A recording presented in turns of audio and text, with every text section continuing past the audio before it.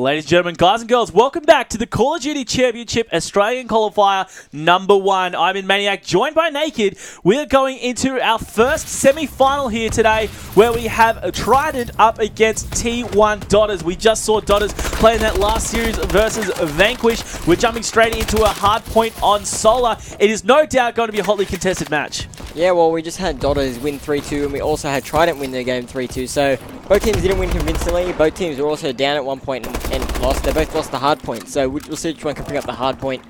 I'll say Dotters, again, would have to be the favourites in S&D, so they're going to want to win their respawns. But I think maybe the Trident team is a bit more S&D ready than the other team. They've been playing a bit together a bit longer. Maka, Envious, Hysteria, all very well-known S&D players, and Josh, you might not have been around during the 5v5 days, but they were definitely the top players back then. I wasn't around during the 5v5 days, but I know these players very well, especially Maka, and I know they are a very strong side to contend with. For those of you who don't know the lineup, we do have Maka, Envious, Azzy, and Hysteria up against the T1 Dotter squad. Now, something to note is that both of these teams only just got through here to the semi-final. They both had games where they clutched the series 3-2 in their 5th game. So it's going to be very interesting to see how this plays out. Now, also, Naked, this is our first series where we see the winner is going to be going through to the Asia Pacific Finals. Yeah, so this will be the very first person, correct me if I'm wrong, which I don't think I am, this will be the very first person to lock down like a regional final spot in the world. The very first team that's safe for that final spot. That is very, very correct, in fact, Naked. So this is the first qualifying tournament in the world for the Call of Duty Championship Series, and whoever wins this will be the first team through to their regional finals. So it is quite the series indeed. So again, it's Trident versus T1. We're currently seeing T1 up at the very first couple of minutes, 46-21. However, it is contested here. Maka just went huge there with a couple of nice kills to his name. There is a contested hard point here. He's just trying to find the player. He's bouncing around him. There's a player down low there, and he was eventually taken out.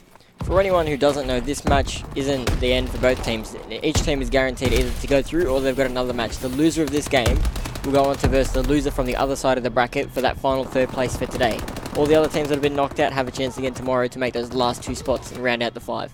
Indeed it is. So it's not all said and done for whoever loses this this series. They do have their second chance today, and not only that, they'll have another chance in Australia Qualifier #2 tomorrow. And we're just having a look here. Envious was just having a little bit of a nap there. It was quite easy for him to just get those points, and they were racking them up quite nicely. So as you saw there, Trident have come back, now snatched the lead, 55-46. With Issei now, he just punished Maka with a smack to the chops damage, also taken down Azzy. And as you can see, it is contested here. Hysteria tried to run in and take on Fate and Chilean. Little bit of a shoddy decision there, and we see Chilean able to get those final points before the hard point rotates. And we're now seeing, as that happens, T1 have now got the lead again and have now in control of the next one as well.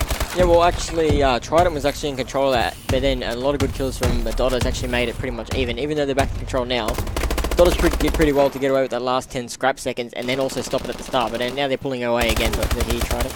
Yeah, they are, and look at this, some nice shots out by Maka there. He just took down Fate. He also cleaned up another player. He's got the tags out. There is a player up high, and he will try and get the kill there. He did get the assist, able to help his teammate out, Hysteria, clean up those kills. Now we're going to be jumping with Envious as him and Azzy are trying to lock down this hard point. They are walking away with a few points here. Credit to them. There's a player up high. He's going to be shut down by Hysteria. That was Fate being dropped. There's a couple of more players here. Look at this. This is going to be Chilean on the aggression here. Gets one. Can he follow it up with 2? No, it's not meant to be. He's full red, and he's going to try and get the kill here on the player who was backing up, and it was Damage who was able to get those last points on that hard point, so make the score 96-73, and we're just going to be seeing it rotate now. We're going to see who's down here in position. It's going to be Chilean, who did indeed get the kill there, and we're now seeing also Maka and Hysteria in a position to hold down this hard point, and there's nades coming from all over the place. Well, if you look at this, Trident Azzy, who's easily by far the least experienced player in this game. I had to talk to him back on previous CoDs. He would have placed maybe T16 at City. I don't even think he made the second day. This player has gone from nothing to carrying pretty much a lot of veterans here. World-class players, obviously, with the Dotters players, but it just goes to show you put in the time and effort and you get the right team, and anyone could be that top level. It's really good to see someone coming in making a name for themselves, just like Dotters kind of did last year.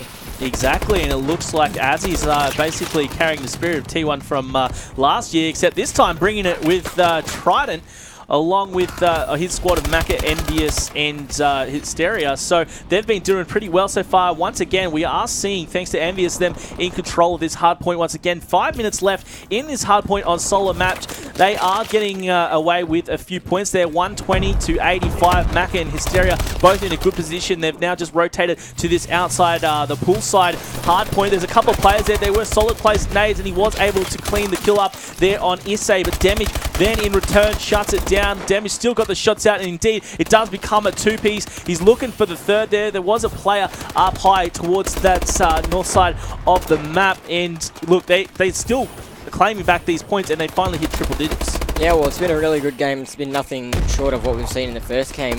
Something else I've noticed as well, the team that has actually won the first hardpoint has pretty much gone on to lose the match with the majority of our series.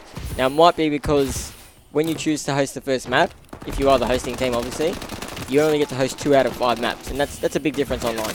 It really is. We just saw Damage there being dropped in the pool. Envious now is in control of this hard point. Only a few seconds left before it's going to rotate. Now we're going to be seeing who's getting set up for this. I just wanted to jump over to Maka as he was cleaning up Damage there, and he's going to be making towards the B Street hard point here. He did get the tags out on the player there from T1. He's going to be trying to get over there to clean things up, and indeed he did. But however, look at that kill feed as Fate, Issei, and Chilean were all taken down there, and then we're back over with Envious from Trident, and he did clean up the kill on Issei, but Damage and Fate answer right back with no hesitation. Fate now in control of this hardpoint. It's a 20-point game here with 3 minutes 30 left, and again, this is going to be an intense series. Everyone besides Fate and Azzy are negative hit. Azzy's already on his 30 bomb, going to be climbing up to close to 40 minutes, like around 3 minutes left. He's really doing great for his team, and I'd say that's the difference between them winning and losing at the moment. We're on the Azzy train right now, and so we should be 31 for 21. He's going to try and make it 32, and there it is. He's still going as well. This hill is contested.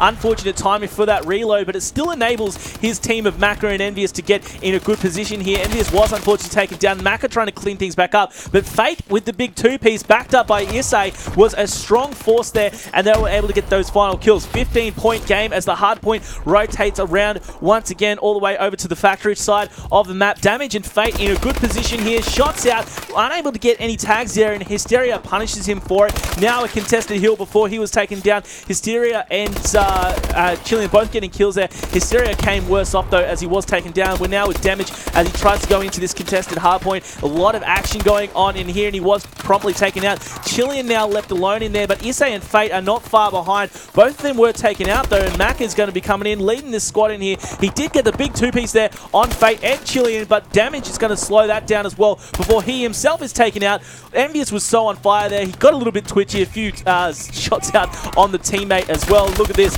Turns and destroys. No!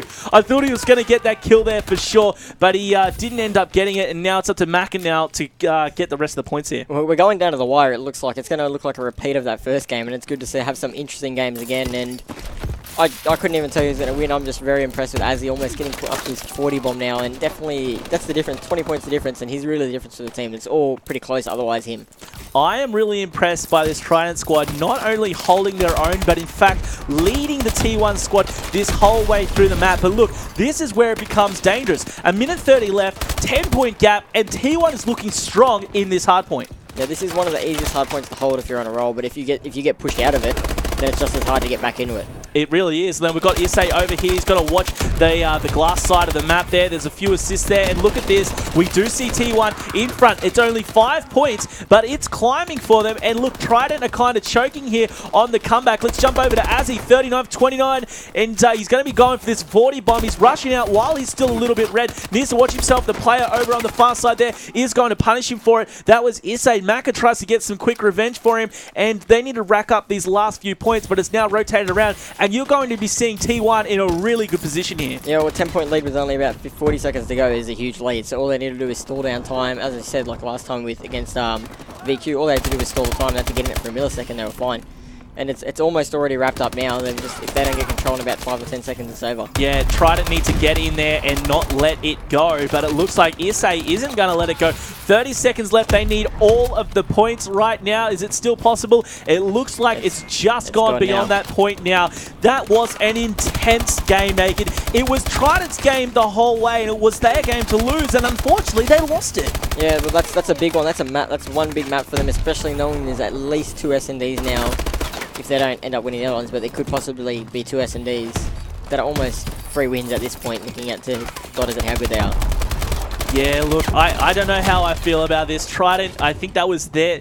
They had to win this. They really had to win this to go strong through the rest of the series. Credit to them. They carried it all the way until the last 90 seconds, but they let it go where it counted, and this is where T1's experience really came through.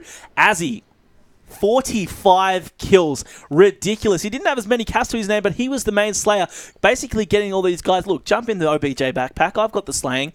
But he just didn't get it there in the end. But look, the stats there speak for themselves, but it was T1 to come back, 199 to 176. We've got S&D on Terrace up next. I think T1 are going to be feeling strong going into this. Yeah, as I said before, I'm a betting man, and I'd have to bet on Dotters. I don't see them losing this, but I don't see it being even close. I think it's going to be the same as the last one. I'd like it to be 6-5. Everyone wants a 6-5, 1v1 situation at the end, but they're playing that well. I got to say, if anyone's going to go big for Trident in the S&D, it's Maka. Yep. Maka's always someone you could be up 4v1 situation and you're still not safe until you've won that round. Exactly. Very experienced himself, Maka, as well. So, look, this can still go either way. We did just see T1 take out that first game up against Trident. We're going to be back with game number 2, which is going to be S&D on Terrace. We're here in the semi-final of the Australian Qualifier number 1 of the Call of Duty Championship. Don't you guys go anywhere.